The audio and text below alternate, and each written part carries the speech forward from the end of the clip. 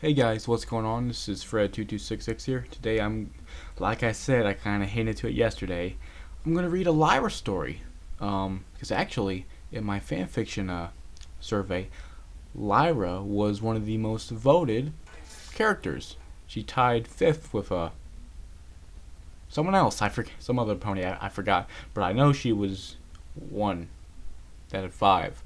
So I figured. And then of course, the cream of the crop came up, and I'm like, there's two popular Lyra stories, Anthropology and Background Pony. I mean, ultra popular.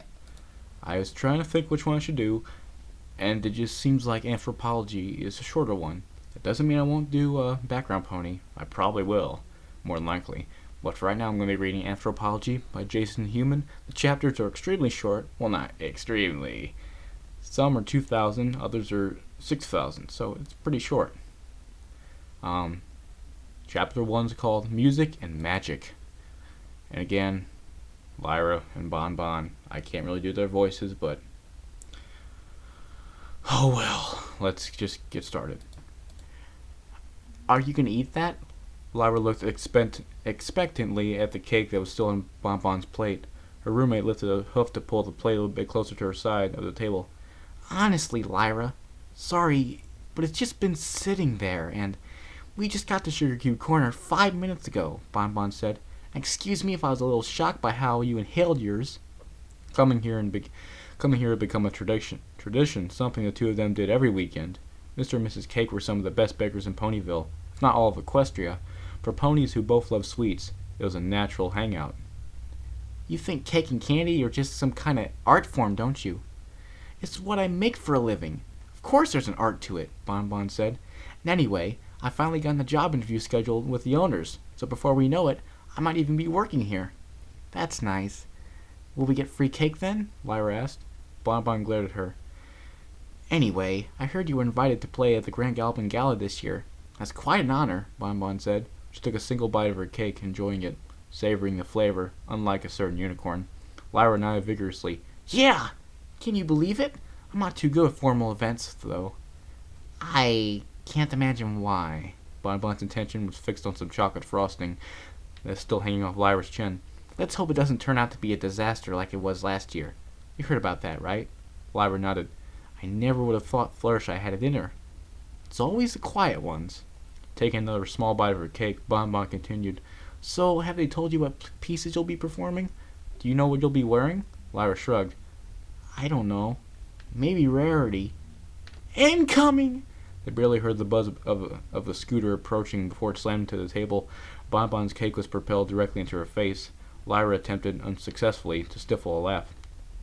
Skilloo, are you sure that's going to be your special talent? Apple Bloom said, walking towards an overturned table with Sweetie Belle at her side. Bon Bon gaped at the three fillies, her face covered in frosting. What can I say? Sometimes it's better to finish quickly, Lyra shrugged. By the way, you've got a little something. She lifted a hoof to her own face. Right there. Bon Bon had already snatched up a napkin and started wiping it herself off. Sorry about that, Skulu said, shaking her head. She adjusted her helmet. I was going so fast that time.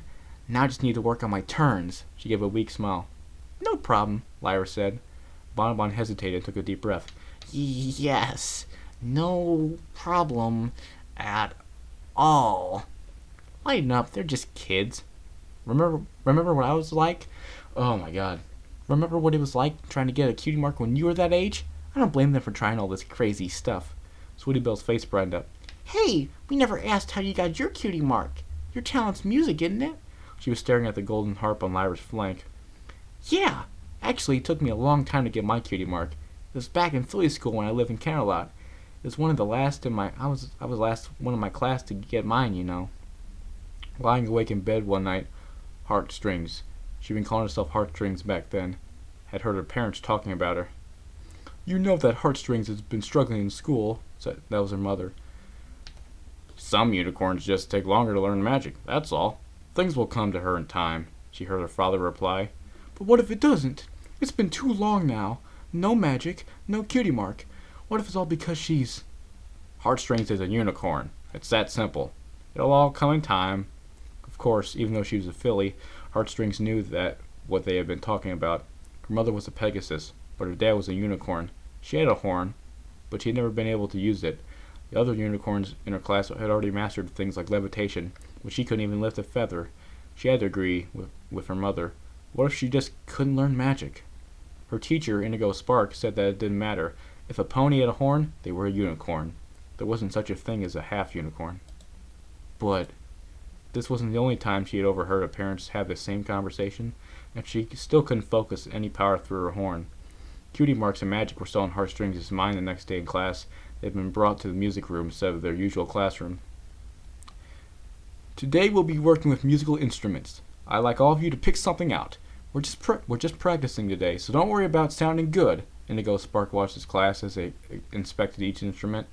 Heartstrings tagged along after the rest of her classmates. Would she be any good at this? It looked like there was a tuba, too big, a xylophone. That had a lot of keys. How would she be able to handle that one? There were some drums. That would be easy. Yes, Bluebell. That one's called a lyre. Heartstrings turned to see it. The teacher talking to a young navy blue unicorn. It's one of the more difficult instruments. It takes a lot of concentration to focus on moving each string to play even a simple song.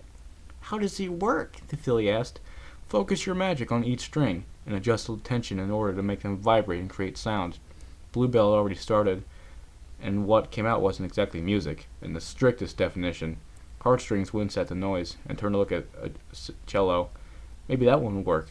No, it was way too big. I think I'll take a different one, Bluebell said, turning away from the lyre. Something easier. Most of the instruments had already been taken. So much for drums, Heartstrings thought. Wandering around the music room, between other young unicorns who were already trying out their new instruments, Heartstrings finally took a closer look at the lyre. No way, that one would definitely be too hard. Besides, the explanation made no sense. How were you supposed to create music if you moved each string by itself? If you plucked them in a sequence moving down the row, it was less a matter of moving each string and more of something moving through them, plucking each one. A few notes played, soft but clear. A few more. It was beginning to sound like a simple melody, nothing too complicated, but musical all the same. Heartstrings closed their eyes, focusing on the notes. Yes, this was how a lyre was meant to be played. My, Heartstrings, you really seem to have a knack for that. Her eyes snapped open. The whole room had gone quiet. She tried to look at the horn on her forehead, and saw the edges of a lime green glow. It matched the glow surrounding the lyre. She slowly moved back from the lyre, filling the eyes of every pony in the room watching her. It's nothing to be embarrassed about. That was truly impressive. I just thought there was probably a different way to play it. Simpler, Heartstrings stammered. There's something wrong, Indigo Spark said. Now, does every pony have an instrument chosen? Oh, there's nothing wrong, sorry. Now, does every pony have an instrument chosen? Let's begin. Heartstrings stared at the golden instrument, and with some effort, managed to get it up to float next to her. She was ecstatic. She felt like getting up and running straight home to tell her parents. Class had already started. While the other colts and fillies struggled to create any musical, Heartstrings was already grasping how to play this instrument. It was like she was born to play. When class was finally over, she noticed something different about herself, namely on her back leg. To say the least, her parents were pleased when she returned home that afternoon. Heartstrings thought her mother was going to faint after she saw her daughter's new cutie mark, and she almost did, after hearing a bit of what Heartstrings could do. Her father signed her up for music lessons right away. They were saying she was a prodigy. Maybe she was. Heartstrings didn't really care either way. The excitement of being able to do magic was enough for her. It finally looked like Heartstrings was going to grow up into a perfectly normal unicorn. Excuse me. Is it true what they say about ponies like that? Sweetie Belle asked. When their parents are two different kinds of ponies, I mean. I know it doesn't happen often, but you're great with magic, Lyra. Who knows? It took some practice, but I'm all right now, Lyra replied, and it just goes to show that everybody gets their cutie mark eventually. I'm sure you'll all find yours soon enough. Bonbon had finished wiping the cake off her face and was in a better mood. You know, when I was about your age, that was the first time I ever learned to use an oven. And hey, music might work. Maybe we should try getting our band back together. Come on, Crusaders. Bonbon, Scootaloo said. The three of them disappeared in a yellow, orange, and white blur. What? Bonbon said. I didn't get a chance to tell my cutie mark story. Kids and their short attention spans. She turned her head. Lyra? There was a fork hovering in the air in front of Lyra's face, and she was inspecting it with curiosity. She turned at the sound of her name, and the fork dropped to the ground. Huh? Oh, never mind. Let's go home. Music played softly in the distance, a familiar sound in the darkness. Did she know this song? She couldn't name it. Then a figure, but it wasn't a pony. That much was clear. It was... Yes. Lyra started to move towards it for a better look. The darkness was fading away until she could start to make out the details. She just had a glimpse before. She hit the bedroom floor with a thud, giving her a rude awakening from the dream. But she still had the image in her mind. Lyra stared up at the ceiling, her back on the floor and her legs sticking straight up in the air. The covers from her bed were still partially draped over her. It all makes sense now, she grinned. How did I not see this before? This had to be documented. Picking herself up off the floor, Lyra raced down the hall and found her journal in the office. Levitating it down from the shelf, she quickly started sketching with the nearest quill she could find. Lyra! I heard a crash. Are you all right?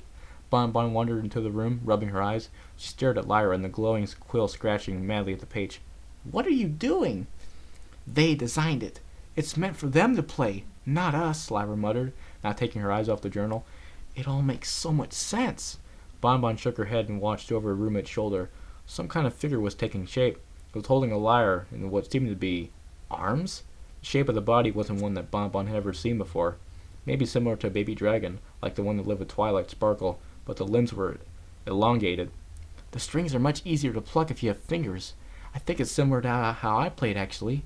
What I imagine while I'm doing it, at least. Lyra continued sketching. Bonbon couldn't tell if Lyra was explaining it to her or if she was talking to herself. They're too close together to play very well with hooves, and it wouldn't make sense for ponies to design an instrument that could only be played with magic. Lyra, is this another one of your theories about those... Bonbon's voice trailed off into a yawn. Humans? Of course, Lyra nodded. She dropped the quill and looked up. Humans invented lyres. Can you believe it? I've had their work on my flank for years and I never even realized it. She grinned widely, looking at the image of the harp on her back leg. You're sure? Bonbon let out another yawn. You actually think that this was invented by some kind of... what was it again? If you knew where to look, you'd realize that humans left their work all over equestrian civilization. Ponies weren't the first to establish a society. It's all because of humans, and we're just borrowing it. Bonbon stared at Lyra, not understanding how any pony could be awake and so energetic at 3 in the morning. And she was she was on one of her human rants again. Not that Bonbon had any idea what a human was, but apparently Lyra had a strange obsession with them. Some kind of obscure mythical being that was referenced in some old books. And that's all they were. A myth. No pony had ever seen a real human before. Just go to bed, Bonbon said. She turned around and headed back to her room. Lyra's grin vanished, and she looked back at her drawing. She had put as much detail as she could into the way the hands held the instrument, and the way the fingers moved along each individual string. It all seemed to work so well. There had been less attention to the face and the rest of the body, just a rudimentary torso and legs. Already the details of the dream were fading from her mind. It wasn't the first dream Lyra had about humans. They happened sporadically, usually in groups. She could expect several more hazy, indistinct dreams over the next few nights. Her journal was filled with as much as she could remember from them. I know humans used to exist, Lyra muttered. Maybe not anymore, but they were real. She took one last glance at the figure she had drawn, playing a lyre as she herself often did, but this was the right way to play one, the way it had been intended. Then she closed the cover and lifted the book back onto the shelf. For the rest of the night, Lyra couldn't remember if she had any more dreams. All right, pretty interesting. Okay, I'm going off Bonbon's voice from Ponies with Hats. Lyra, there is a dead human in our house. I can't exactly get Lyra's voice off of Ponies with Hats, so I'm just doing something generic. Sorry. I cooked them up and ate them. No, I can't. It sounds too much like a man. I'm not gonna play Lyra like that. This was chapter 1 though, and I'm gonna read the next one. Will I? No, I won't. I'm sorry, guys. I will read more Know Your Mirror though, because I know everyone loves that. So I'll read 10 chapters of Know Your Mirror just to make up for not reading the next chapter of Anthropology. But I will read more soon. I like it a lot. So thank you. So I don't know why I'm saying thank you for watching and listening. I'll be right back. So I'll be right back. See ya.